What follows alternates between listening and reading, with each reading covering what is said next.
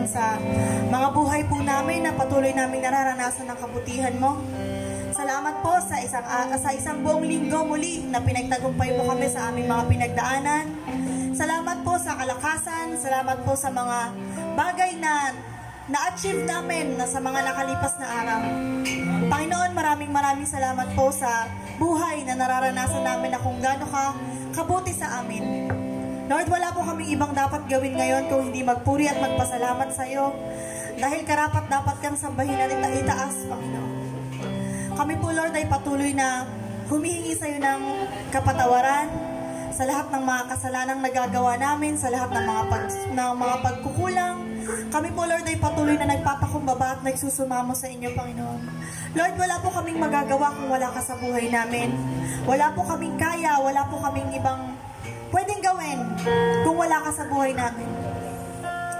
Lord, minsan pa, Panginoon, lumalapit po kami sa iyo sa gawain ito, Panginoon. Maraming salamat po dahil meron kami muli bahay panambahan na dinatnan na maayos. Meron po kaming bahay panambahan na nagkakasya kaming lahat at magkakasya pa at aapaw pa, Panginoon. Lord, patuloy kaming lalapit sa iyo, Panginoon. Patuloy ka naming sasambahin sa gawain ito, Panginoon. Itinataas ka namin sa gawain ito. At winawasak po namin lahat ng mga gawa ng kaaway, ang mga bagay na makakapagalis ng focus namin dito sa gawain na magpasalamat sa iyo. In Jesus' name ay mawawala, maaalis, matatakot, walang karapatang sumira ng kahit anumang mga bagay na may kaugnayan sa iyo. Lord, sa iyo po namin ipinagkakatiwala ang lahat ng gagawin namin dito sa church na ito. Ikaw ang patuloy na maitaas at wini-welcome po namin, Lord, ang spirit of praise and worship. Nasasamahan po kami sa aming pag-aawitan. At Lord, ma-feel po namin, Lord, yung mga kanta na aawitin namin, kung gaano kakabuti mula sa paggising namin sa umaga hanggang sa pagpikit ng mga mata namin sa gabi upang magpahinga, ay patuloy naming mararanasan ang kapangyarihan at kabutihan mo sa amin. Ang paglukob mo sa amin sa araw-araw. Lord, maraming salamat po. Ipinagkakatiwala po namin sa iyo ang gawain ito. Sa pangalan ni Jesus, Amen. Mga kapatid, magsimula na po tayo sa ating pag-aawitan. Umawit po tayo sa ating Panginoon ng pagising sa umaga.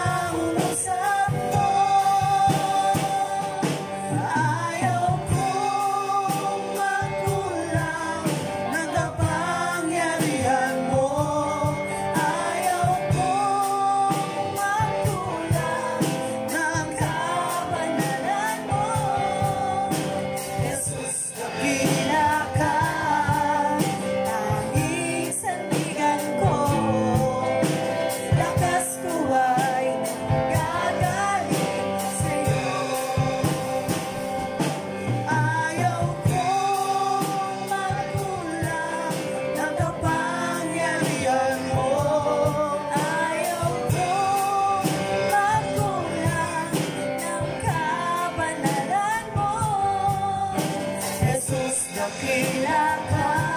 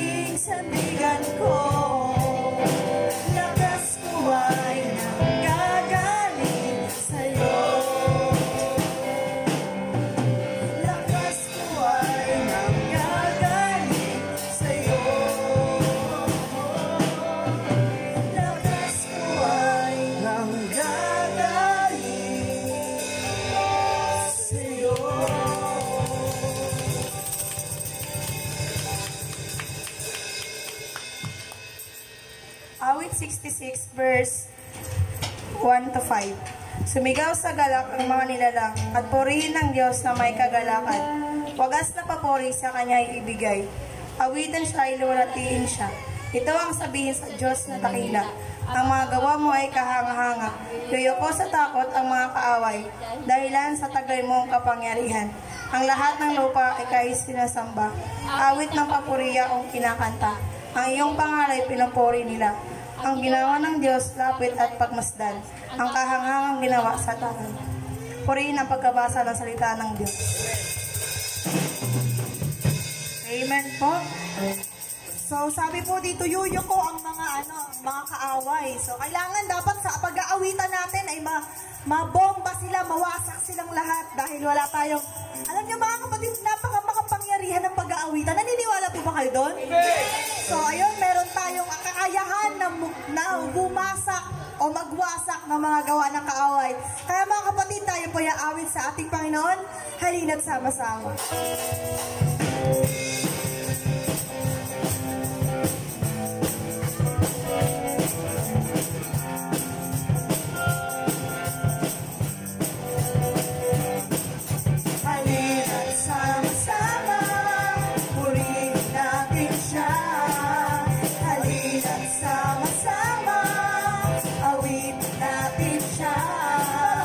Ipalakpak ang iyong kamay, itaas at ikaw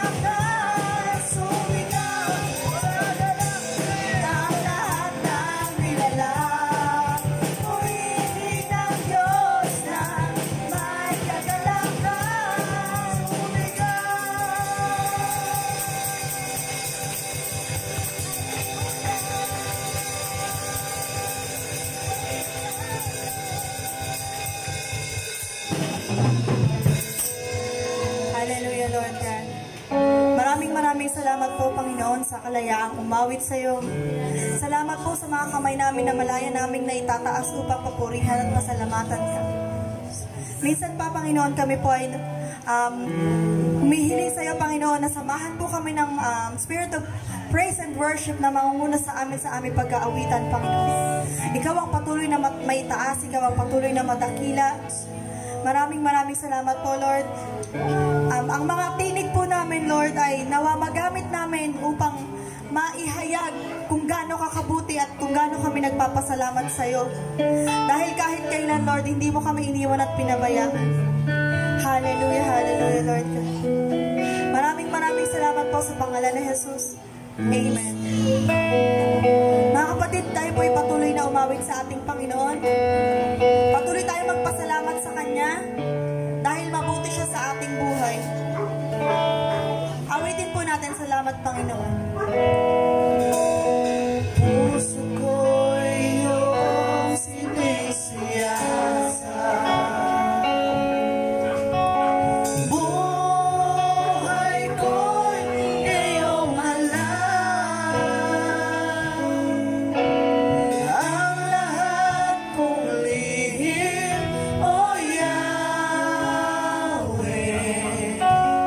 ay tiyak mo nga.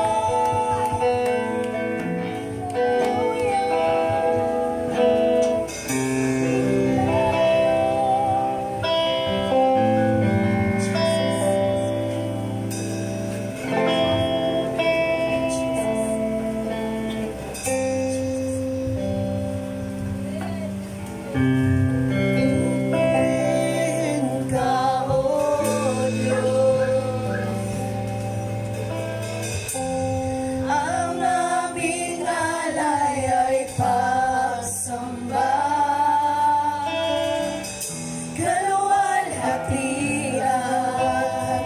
Buong karangalan, kapangyarihan mo'y walang katulad. Pupurihin ka, O Diyos. Ang aming alay ay pagsamba.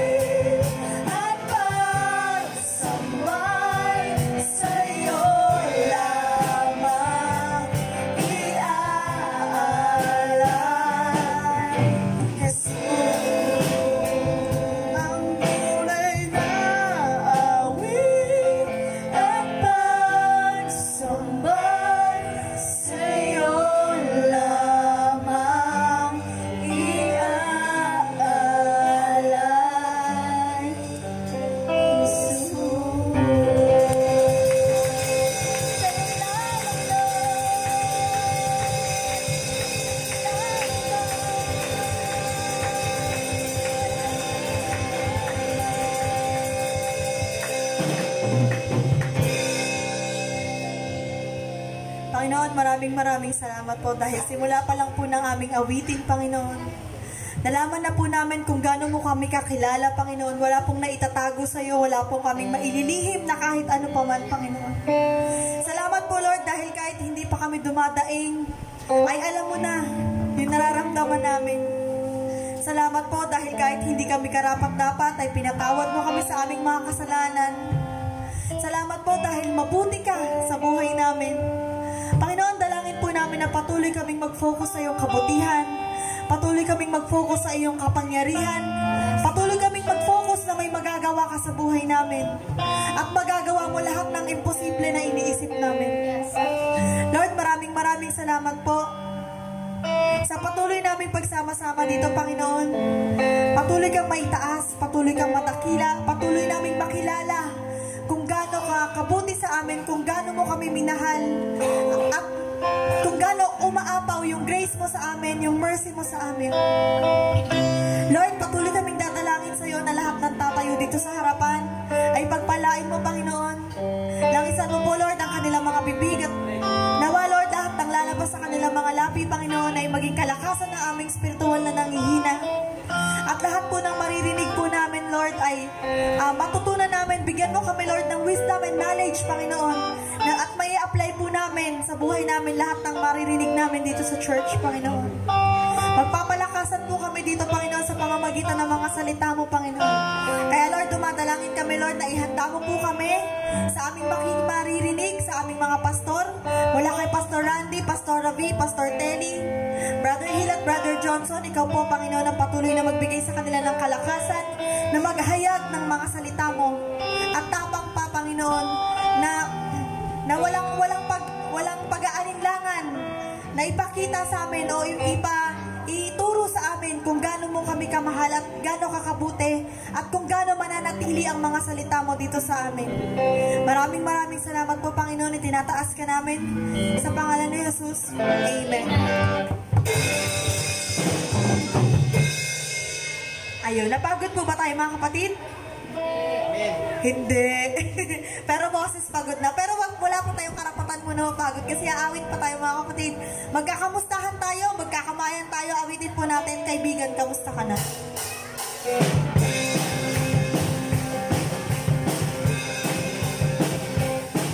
Kaibigan, kamusta ka na? Kapatid sa pananampalataya, ako ngayon nagagalak na muli kang makasama. Nais kong ipanalangin ang iyong mga suliranin upang sa kanyang pagbabalik madatnan niya tayong isip. Kaibigan, kamusta ka na? Kapatid sa pananampalataya, ako ngayon nagagalak na muli kang makasama. Nais kong ipanalangin ang iyong mga suliranin upang sa kanyang pagbabalik madatnan niya tayong isip. Madatnan niya tayong isip. Madatnan niya tayong gising.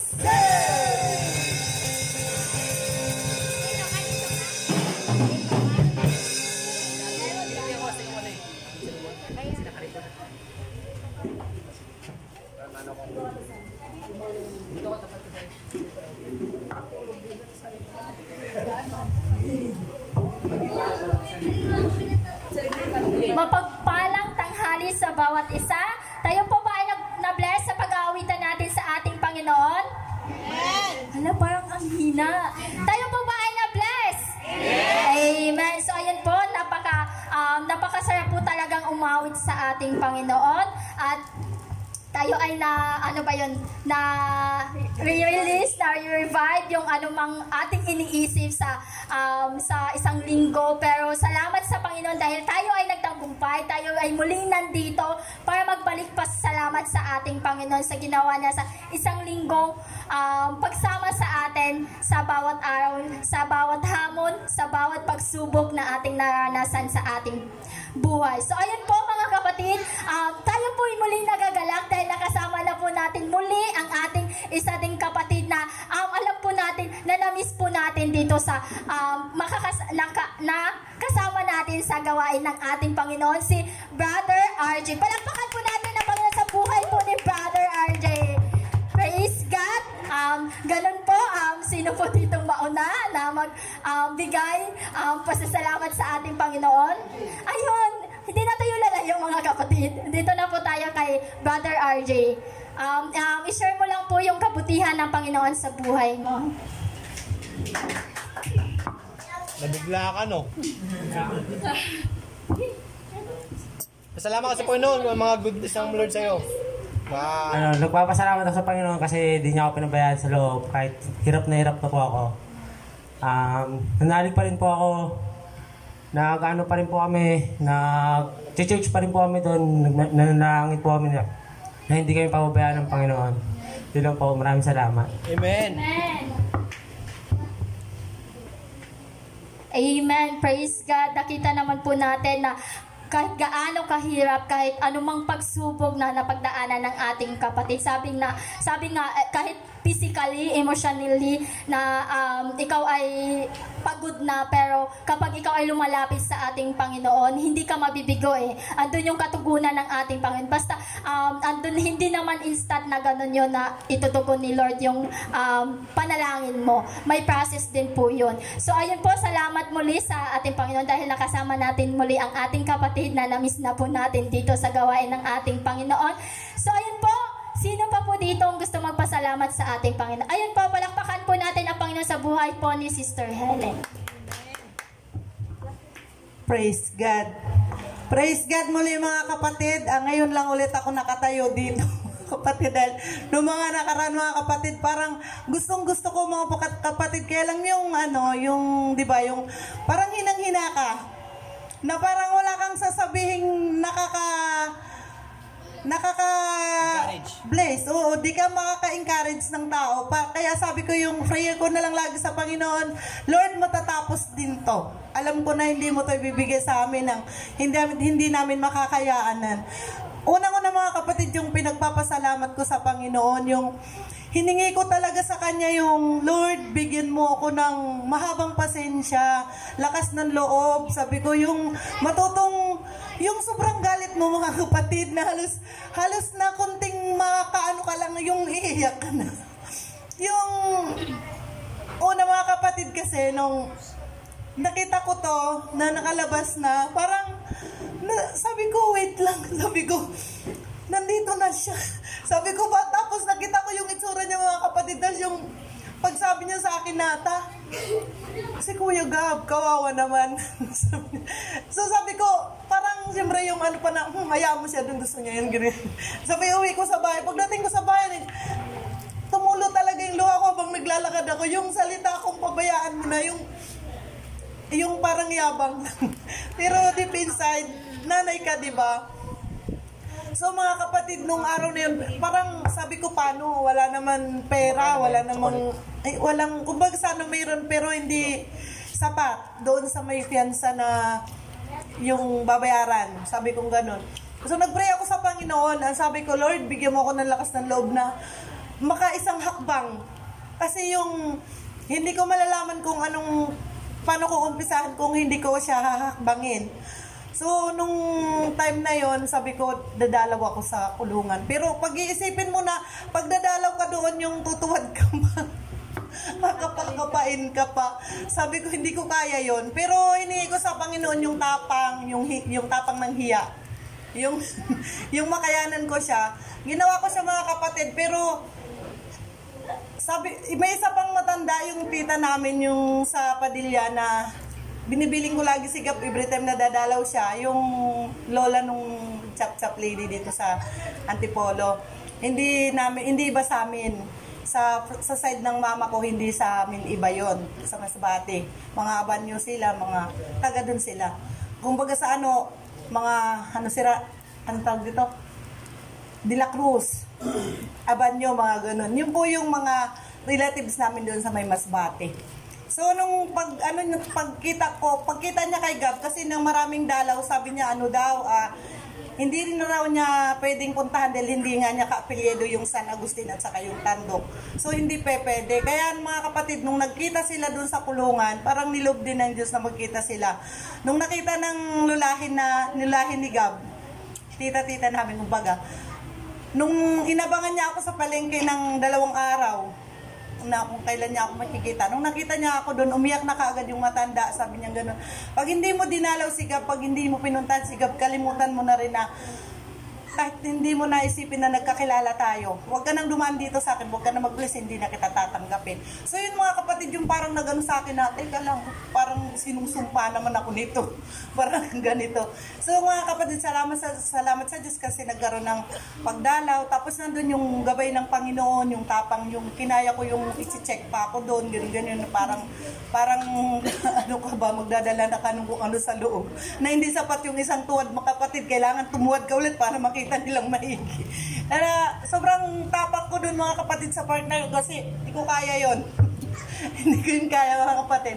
Kahit nga yung mag-ibihis ako na nandyan yung mga anak ko sa harapan, tumanda na ako ng ganito, hindi nila ako nakikita. Kaya sabi ko, salamat kasi nandun yung tapang. Kung mga kapatid, nung Sabado na yon, last Saturday mga kapatid, na pinuntahan ko, tapos nandun mga kapatid, yung nadurog talaga yung siyempre nakita mo yung anak mo na halos parang ayoko mamatayan ng anak ng ganong. Kung tutusin mga kapatid, wala siyang kaso eh. Wala siyang kaso. Ang naging kaso niya na lang mga kapatid, yung naging positive siya sa drugs. Yung mga kaso mga kapatid na ipinasok sa kanya na child abuse at saka physical abuse, emotional abuse, hindi po pumasok sa kanya lahat yun. Wala lahat. Paka yung kay Gab, yung sa bata, hindi intentionally yung pagkakatama. And then yung kay IB, wala siyang scratch or pasa. So, ano po lahat, dismiss po yun lahat. Ang pumasok po sa kanya yung positive kasi sa drug test. Yun lang po yun yung pinansahan namin sa kanya. So, salamat sa Panginoon dahil sabi ko nga, anak, paano ako lalakad doon sa pagpirma pa lang? Na parang yung kamay ko, lalo na pag natitense ako, hindi ko magawa yun mga kapatid, halos. At talagang tumatakbo talaga.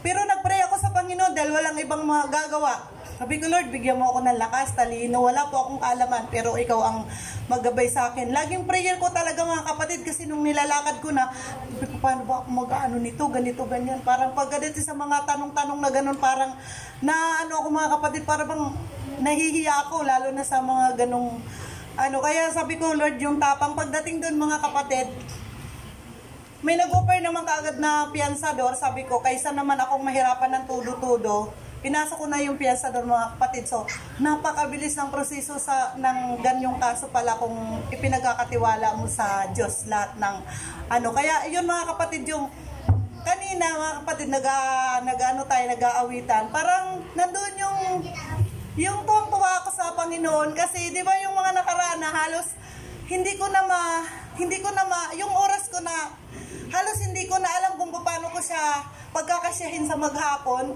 Tapos ngayon biglang isa na lang yung baby na nasa akin. Tapos parang nakikita ko na kaya naman na nung mama niya. Although wala na silang dalawa ni Gab, si Gab din ayaw na rin niya. Ayaw na din ng babae. So hindi ko sila pinipilit mga kapatid. Silang dalawang na magdidesisyon.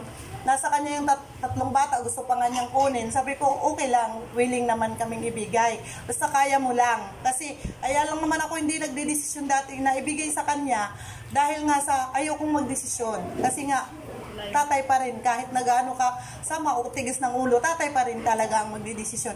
Kaya sabi kong ganun, parang nakikita ko na yung unti-unti yung parang kaluwagan, yung parang kalayaan ng paunti-unti mga kapatid. Kaya, patuloy lang sigurong magpanalanginan, patuloy lang sigurong kasi ang bawat isa sa atin hindi natin alam kung anong problema ng isa't isa. Kaya yun po mga kapatid yung nihingi ko sa inyo at magpanalanginan tayo mga kapatid kahit na magkakalayo tayo. Iisa lang ang kamay ng Diyos, aabutin tayo lahat. Kaya napakalaking bagay yun. Kaya yun po ang pinagpapasalamat ko sa Panginoon. Kaya babalik ko lang po lahat sa Diyos ang pamuri. Amen.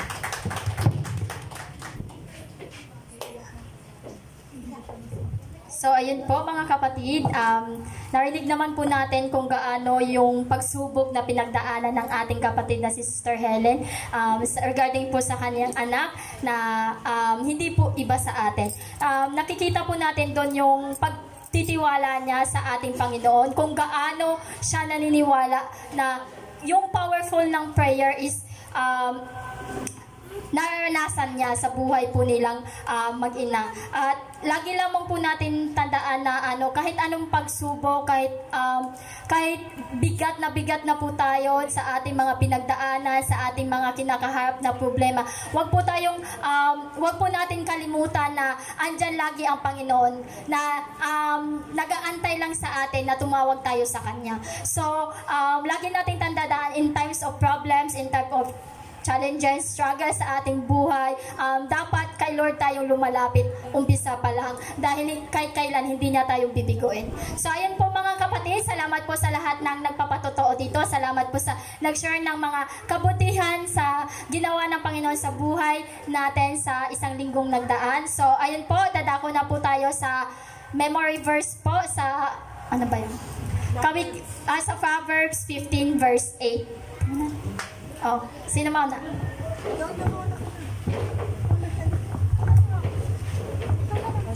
Ba't kayo nagpasa? Okay.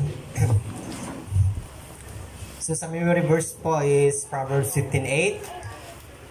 Kasuklam-suklam kay Yahweh ang mga handog ng masama. Ngunit sa panalangin ng matuwid siya ay natutuwa.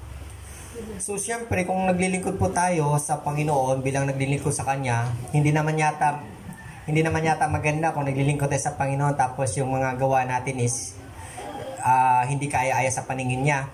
Kumbaga yung paghandog po is yung parang pagising mo sa umaga, hinahandog mo na yung buhay mo sa Panginoon. Pero yung buhay mo hindi kaya-aya sa Panginoon kasi nasa mundo ka eh. Parang more on ginagawa mong salungat sa salita ng Diyos. Malalaman mo naman po pag wala sa Diyos eh. Every time na gagawa ka, may taong nasasaktan or may taong naapakan ka or di mo napapansin. Pero pag ginagawa mo is yung handog mo sa Panginoon is totohanan. Pagising mo sa mga Lord, kilala niyo po ako, makasalanan po ako, pero mag-step forward po ako paggawa ng mabuti. Naway, tanggapin niyo pong kalugod-lugod handog ang buhay ko. Naway, mabless po ang mga tao na sa paligid sa akin. Yun, maganda yun. Pero nasusuklang Panginoon sa mga ginagawa natin. Sometimes, mga pagka-marites natin minsan, okay lang sana kung yung mamarites natin is yung mga gawa dito. Alam niyo, sa church namin, may gito ganyan. Ang tawag doon, the good Samarites. Diba? So at least, marites good pa rin. So, kung lahat ng mga bagay, malalaman na, lahat naman tayo, mag-mature enough na dito, alam na natin yung tama at mali. As long na ginagawa natin is tama, yun, kakalugod sa Panginoon. At nito, ngunit ang panalangin ng matuwid, siya ay natutuwa. Salitang matuwid po, hindi po sabig sabihin ng perfect. Ang salita pong matuwid po is gumagawa halos lahat ng tama. Lahat na ginagawa niya, just, patas. Para sa akin po, magiging matuwid ka, pagluhod mo lang, sabi mo, Lord, makasalanan ako, patawad po. Naway tanggapin niyo po panalangin ko, naway hindi tuhad lang o pandigin aking panalangin. Matuwid na yun. Katulad nung nakaraan na pinagstudihan namin na isang tax collector, hindi mo ko siya, nampas yung dibdib niya. Sabi niya, Lord, patawad, makasalanan ako, masalawa, have mercy. Pero yung isang matuwid na pumapalo talaga sa buong Biblia, word for word, nagmalaki. Pero siya na nagkaano pa kumbaba sa Panginoon, halos hindi nga makatingala sa langit. Yun, tinanggap siya ng Panginoon. Ibig sabihin, doon natutuwa ang Panginoon. Isipin mo yung taong makasalanan, nag-give siya sa kasalanan, inamin niya sa Panginoon, halos hindi siya makatingala, kinonsider siya sa Panginoon na matuwid at righteous, at doon ka natutuwa ang Panginoon. Kaysa mga tao nagmamalaki, ako, gito ginawa ko, gito.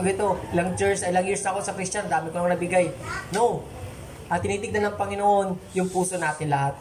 Kung may tao lang nanghihina, i-encourage natin. Yung mga kapatid tayo pipray natin. Tama yung sinabi ni ate, na everyday magpipray tayo. Sa kapwa, sa church, lahat na maisip mo. Privilege po yun. Kasi pag ang tao buhay pa, may privilege po tayo makapag-pray sa Kanya. Pero pag patay na, alam natin wala na tayong magagawa. So yun po, ito yung mga explanation o masasabi ko po sa Kawikaan 15:8. So, sino po masusunod? O kayo magtulakan kasi privilege po ito. Alam niyo baka sa langit? Ganito po yan sa langit May isang pastor, sabi pastor, alam niyo ba sa langit, ang mga anghel doon sa langit, Lord, ako na po ipadala niyo doon, ako na po mag-missionary, kaya ko po mag-preach. Pero sabi ni Lord, wag. May tiwala ako sa mga Kristiyano sa baba. So, ibig sabihin, privilege natin to para lahat tayong matured enough. Lahat ng sasabihin nyo, lahat ng pag-pray nyo, lahat yung magiging tama. Kung mali man, itutuwid tayo sa mas matured sa atin. Kaya ito, pag ganito explanation, privilege na to. Kasi pag ginagawa natin to, example, yan, na-upload ko sa YouTube, may isang tao lang ma-bless sa ginagawa natin. Worth it na yung pag-upload natin. Lang oras ko inaantay yan. Minsan mga marang naglalag yata yung internet niya mo na Brother Paul, pero dinadownload ko madaling araw para hindi abala. So, ibig sabihin, yung ganito, privilege na. So, sino sunod sa akin mag-explain ito? Titingin. Sige.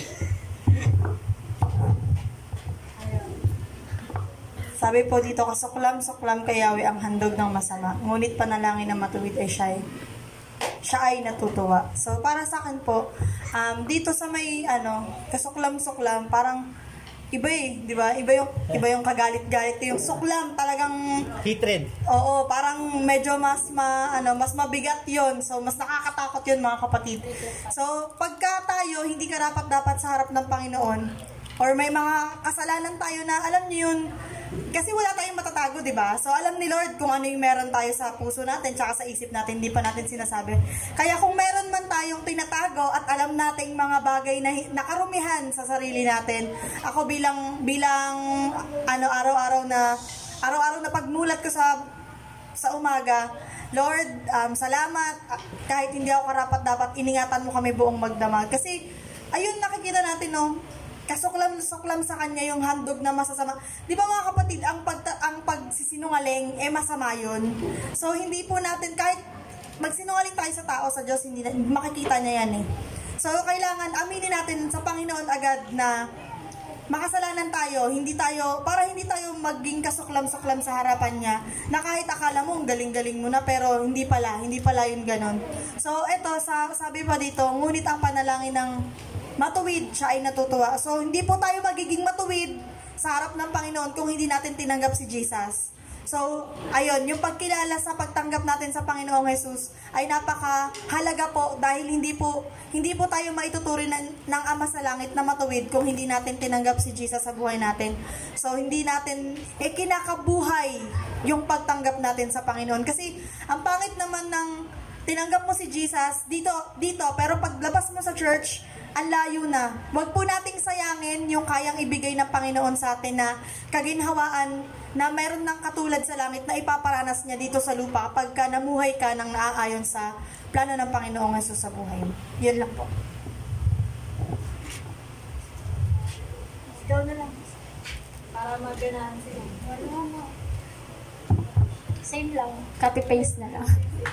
Copy-paste. Ayun po yung sa Kawikaan 15 verse 8.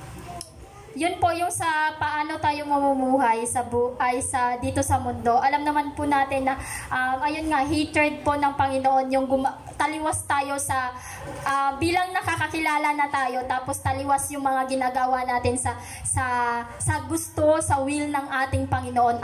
Ayun po yung hatred na natatawag po doon. Tapos yung yung sa but the prayer of the upright praises Him, yung matuwid na namumuhay dahil po yun sa ating Panginoon, yung matuwid tayo dahil sa ating Panginoon. Pero alam naman po natin, no one is righteous, kahit isa, lahat po tayo makasalanan, kaya lamang po tayo naging matuwid dahil po yun sa ating Panginoon, sa pagkilos niya sa ating buhay. Yung mga ginagawa natin na dapat maging kaaya-aya, kalugod-lugod sa harapan ng ating Panginoon. Basta yung first po is yung hatred na alam natin na Kristiyano ka na, pero yung mga ginagawa mo sa mundo yung mga ginagawa mo sa buhay mo, taliwas yun sa dapat na makikita kayo as a Christian. Yun lamang po. To God be the glory. Next. Langga.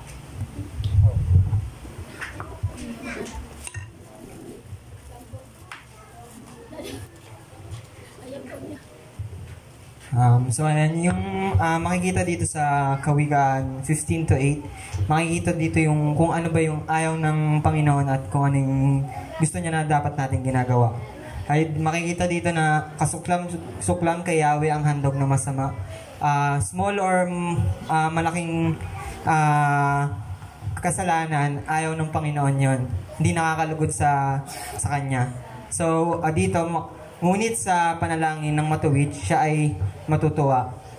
Makikita dito na pag, yun nga, meron tayong faith kay Jesus, in-accept natin siya,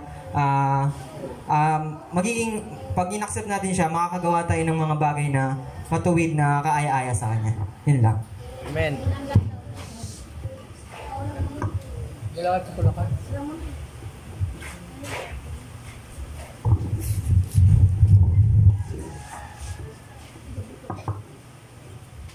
So, ako muna, magpapasalamat muna ako sa Panginoon dahil sa buong linggo na binigay niya sa akin lakas, blessing. Pati yung pagbiyahe namin na nakamotor kami kahit na bakbak yung mga inangkasan namin.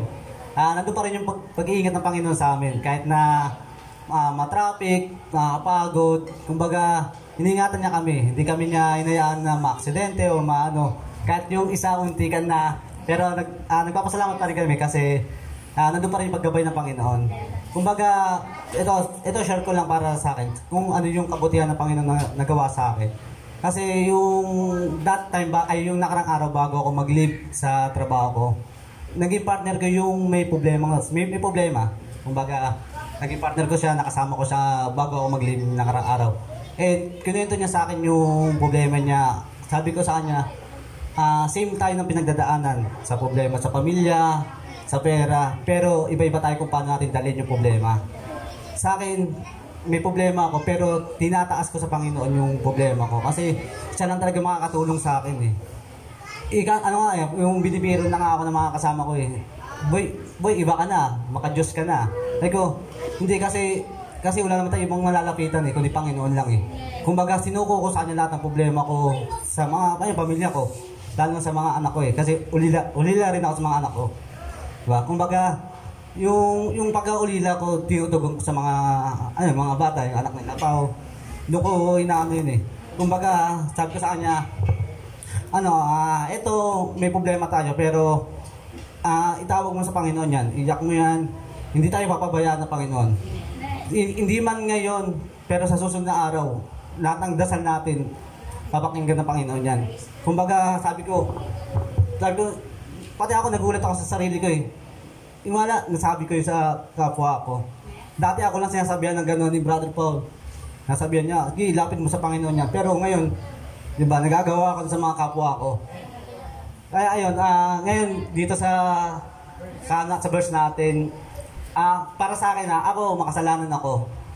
Ang gawa ko ng kasalanan, sa salita, minsan sa mga natin. Pero pagkatapos yun, Lord, patawarin niyo po ako.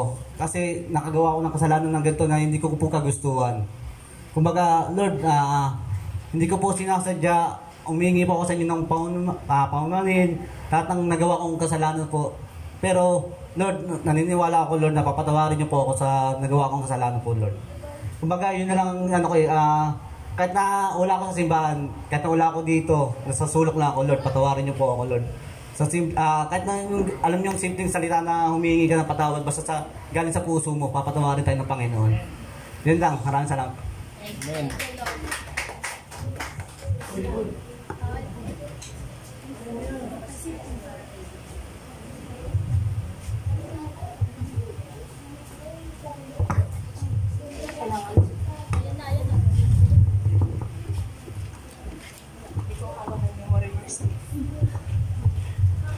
Mga Kawikaan 15:8. Kasuklam-suklam kay Yahweh ang handog ng masama, ngunit sa panalangin ng matuwid siya ay natutuwa.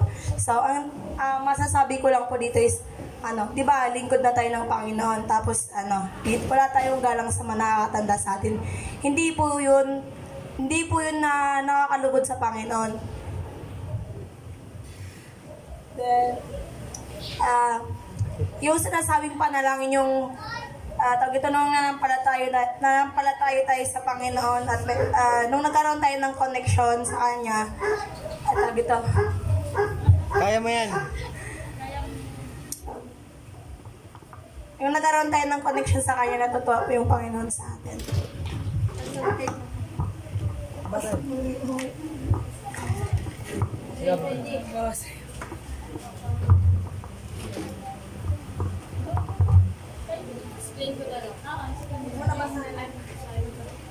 Kasuklam-suklam kay Yahweh ang handog ng masama, ngunit sa panalangin ng matuwid siya ay natutuwa.